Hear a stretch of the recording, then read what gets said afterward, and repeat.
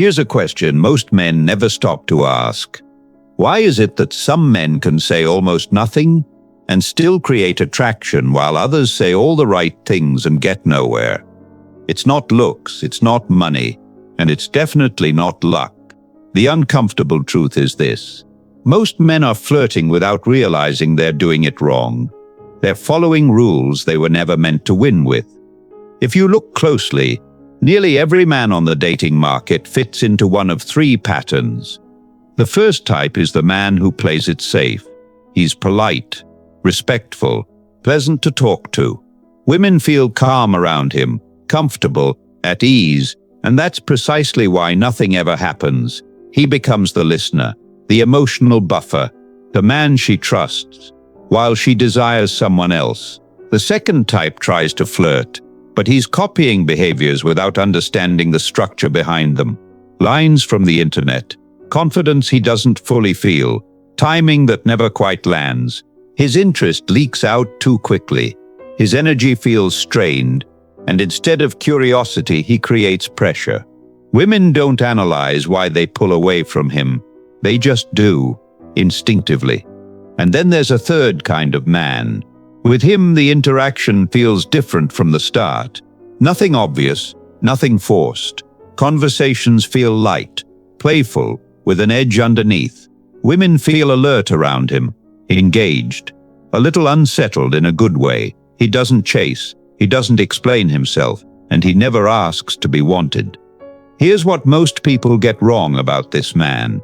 He isn't extraordinary. He isn't born with some unfair advantage.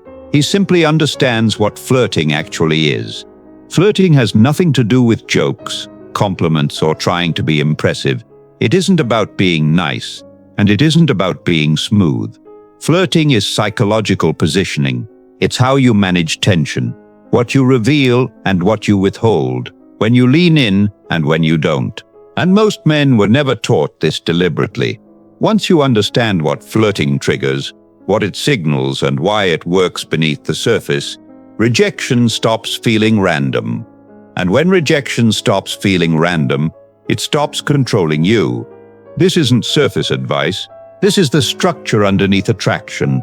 In this guide, you'll learn what flirting really is, why it matters, and how to use it in a way that makes women see you as calm, confident, and high value, not another man competing for approval. Pay attention. It doesn't take long to understand, but once it clicks, you won't see women or yourself the same way again. Let me show you what no flirting actually looks like in real life. A guy asks a woman where she's from.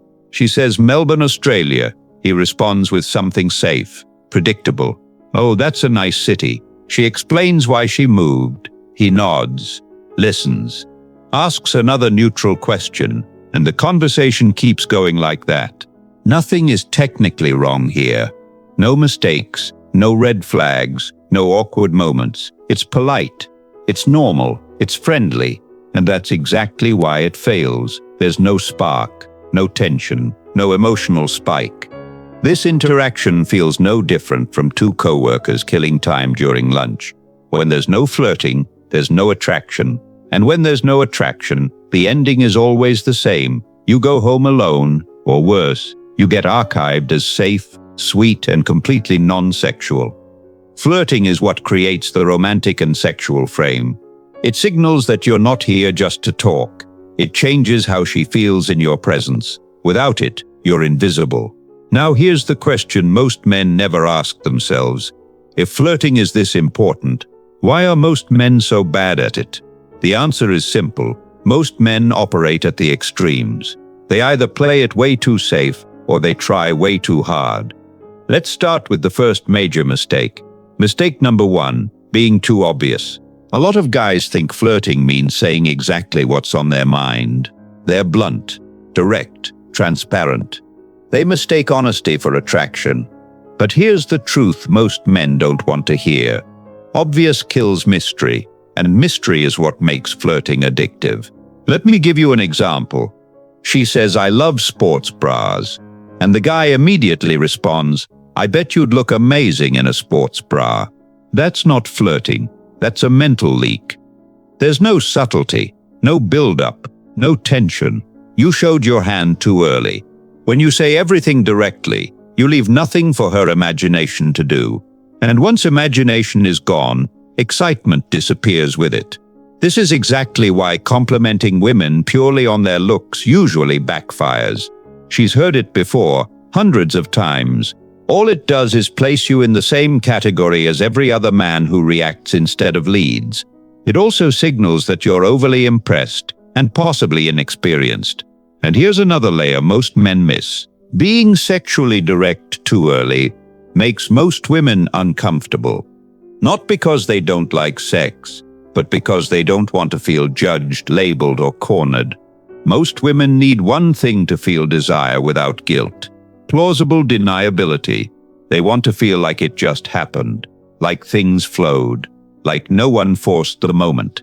That's why saying, "Let's go back to my place and hook up," often kills attraction on the spot. But saying, "I've got a pool table at my place, let's hang out for a bit," feels relaxed, natural, harmless, even though both of you know exactly where it could lead. That's not an accident, that's psychological framing. The lesson is simple. Don't be overly direct. Don't rush the reveal. Let things unfold while you quietly stay in control. Mistake number 2, keeping everything too friendly. This one destroys more attraction than almost anything else, and most men don't even realize they're doing it. They talk to women the exact same way they talk to their male friends. Same jokes, same energy, same safe banter. And on the surface, it feels fine. Guys joke with each other all the time. They tease, they laugh, they bond. But there's one critical element missing. There's no sexual tension. And tension is the currency of desire. When you bring buddy energy into an interaction with a woman, you silently place yourself in a category she can't escape from. The harmless guy, the safe guy, the non-threatening guy. Here's the line most men don't understand. The difference between friendly and flirty is intention. Not words, not jokes, not technique. Intention. Let me make it painfully clear. A high five is friendly. Holding hands is not. Same moment, same people, completely different message. Most men avoid making bold moves, not because they don't want to, but because they're afraid. Afraid of rejection, afraid of ruining the vibe, afraid of being seen as inappropriate. So they choose the path of safety. They stay neutral, polite, emotionally flat. And they convince themselves they're doing the right thing. But here's the brutal truth. Safety kills attraction. If there's no sexual undertone, even a subtle one, she has no reason to see you as a potential lover. You don't trigger desire. You don't create polarity. You don't stand out. You fade into the background. And once a woman mentally files you under friend, it's almost impossible to rewrite that story. Flirting isn't about being loud or aggressive. It's about allowing tension to exist and not rushing to kill it. The men who win aren't the ones who play it safe. They're the ones who are calm enough to let the tension breathe and confident enough to handle whatever comes next. Now that we've exposed what kills attraction, it's time to talk about what actually works. And this is where most men get uncomfortable because it requires restraint. Principle number 1. Be indirect. Real flirting is quiet, controlled, suggestive. It doesn't announce desire, it implies it. That's the difference between a man who reacts and a man who leads.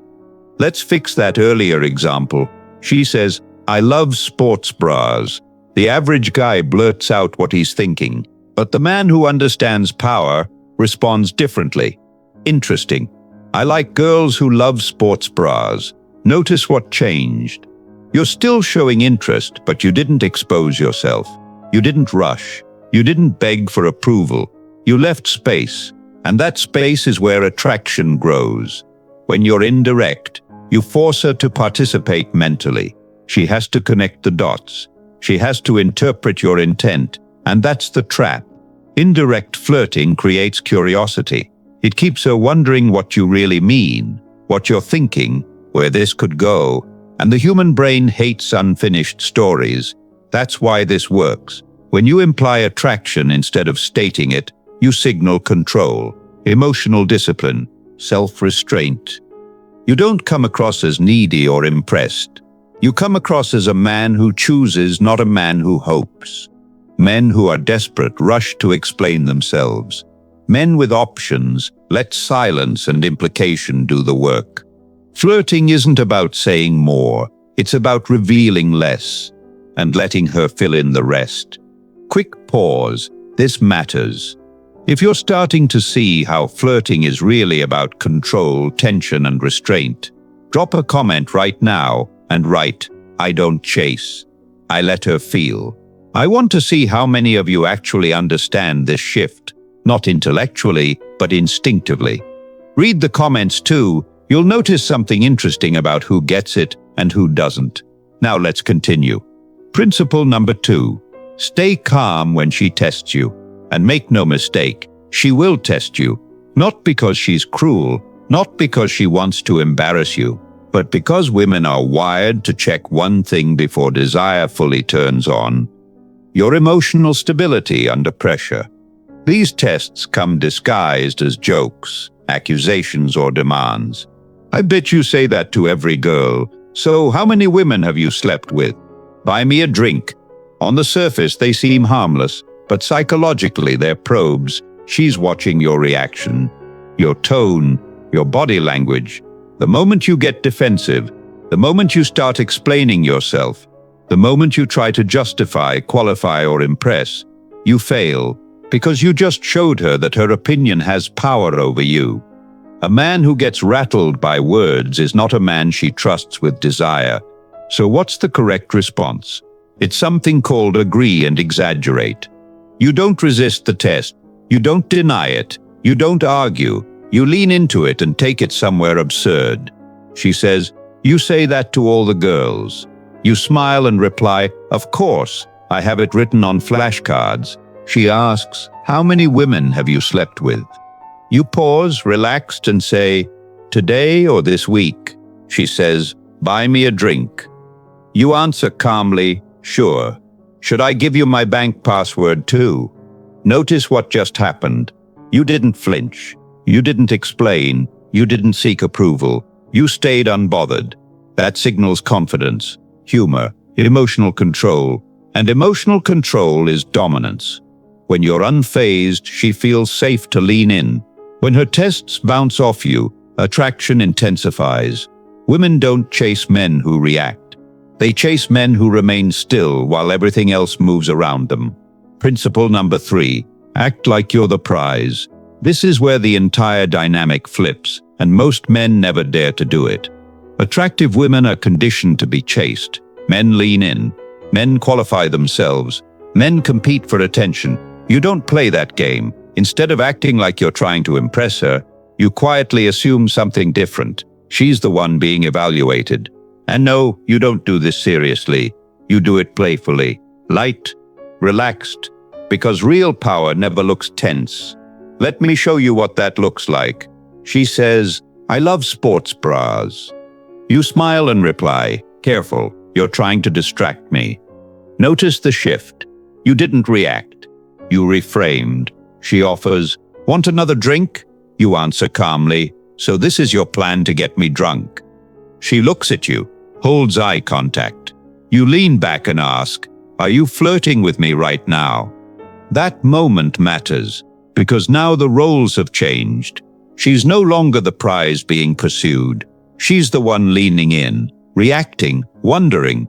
This role reversal is subtle but powerful. It frames you as scarce, unbothered, chosen, not hoping to be chosen. Men who chase seek validation. Men who are the prize withhold it. And here's the part most men miss. Women don't want a man who needs them. They want a man who allows them. When you act like the prize, attraction stops feeling forced and starts feeling inevitable. Principle number 4, use push and pull. This is one of the oldest psychological dynamics in attraction, and one of the most misunderstood. Push-pull flirting means you never let the interaction sit in one emotional place for too long. You give, then you take away. You pull her in, then you push her back. Not aggressively, not coldly, playfully, controlled. Here's a simple example. You're cute, but I feel like you'd get me into trouble. Notice what just happened. You acknowledged her attractiveness. That's the pull. Then you immediately created distance. That's the push. Her brain doesn't get closure, and the human brain hates emotional flatlines. When everything is positive, predictable, and validating, attraction dies. There's no movement, no tension, no chase. Push-pull creates emotional motion. One moment she feels approved, the next moment she feels challenged, and that small imbalance is addictive. This is why men who constantly compliment lose power. They give everything up front. They leave nothing to earn. People don't value what comes easily. Women are no exception. They value what resists them slightly, what doesn't fully submit, what doesn't collapse into validation. Push-pull signals abundance. It says you enjoy her, but you're not dependent on her reaction. And that's the key. Attraction grows in uncertainty. Desire lives in contrast. If you want her emotionally invested, don't make it comfortable. Make it interesting. Principle number 5. Make it her fault. This is one of the most underrated moves because it flips responsibility without ever crossing a line. Instead of you pushing things forward, you accuse her of doing it. Playfully, calmly, with a half smile. If she mentions her apartment, you don't react like a rookie. You say, "Wow, already trying to invite me over?" If she compliments you, you lean back and reply, "Nice try, that won't work on me." What just happened? You introduced sexual tension without chasing, without escalating aggressively, without looking needy. You framed her as the one crossing the line, and psychologically that's powerful. She laughs because it's unexpected. She feels seen but not cornered. And most importantly, she doesn't feel judged. This move creates tension without pressure. It keeps things light but charged. You're not asking for desire, you're responding to it. Men who push create resistance. Men who deflect create curiosity. And here's the real reason this works. When you imply she's the one trying to seduce you, you position yourself as grounded, controlled, and unaffected. You're not chasing the moment. You're allowing it to exist. And that's the kind of frame where attraction doesn't feel forced, it feels earned. Principle number 6. Use subtle sexual hints. This is where most men completely lose control, because they rush to prove instead of letting her assume. Never say, "I'm good in bed." That's amateur behavior. High-value men don't announce their abilities. They let them be discovered. Sexual tension isn't built with statements. It's built with implication. Let me show you how this works. She compliments something you did, your confidence, your posture, the way you handled a situation. You don't inflate your chest. You don't explain yourself. You simply say, "Yeah, I'm good with my hands." Then you stop talking. You hold eye contact. You pause. You let silence sit between you. And in that silence, her mind starts working. She fills in the gaps. She projects. She imagines. And imagination is far more powerful than anything you could say out loud. Men who brag kill mystery. Men who hint create obsession. Subtle sexual cues signal experience. They signal restraint. They signal a man who knows exactly what effect he has and doesn't need to sell it. Remember this. The strongest form of seduction is not what you say. It's what you allow her to imagine. And once her imagination is engaged, you're no longer chasing desire. You've already triggered it. Principle number 7. Reverse the using you idea. This one is subtle, and that's exactly why it works. The next time you do something nice for her, don't frame it as effort. Frame it as her taking advantage. You smile and say, "Wow, you're already using me." Later on, you can add something like, "I can tell this is going to escalate." It's playful, it's relaxed, and it quietly injects sexual context without pressure, without forcing anything. You're not pushing the interaction forward, you're commenting on it. and that keeps you in control. Now listen carefully. Flirting isn't about tricks. It's not about memorized lines or acting like someone you're not. It's about energy, presence, and subtle intent. Be indirect. Be playful. Don't rush the moment. Let tension build naturally, the way it's supposed to. Because when you flirt the right way, women don't just enjoy talking to you. They feel something. They remember the tone of your voice, the look in your eyes, the way the interaction felt different from every other man she met that week. And that's the real difference. Not between success and failure, but between being forgotten and being desired. Before you go, let me ask you something personal. If this video changed the way you see flirting, not as words, but as power, restraint, and psychological control, drop a comment and write, "I let her chase." I want to know how many of you are done chasing and ready to let attraction come to you instead. Now don't leave yet. The next video YouTube is showing you on the screen goes even deeper into this dynamic. It breaks down how attraction escalates after the first spark, and why most men lose control exactly when they think they're winning. Click the video on your screen. Watch it immediately while this mindset is fresh. And if you're new here, subscribe. This channel isn't for everyone, but if you're done playing fair in a rigged game, you belong here. Like the video if this hit closer to home than you expected. I'll see you in the next one.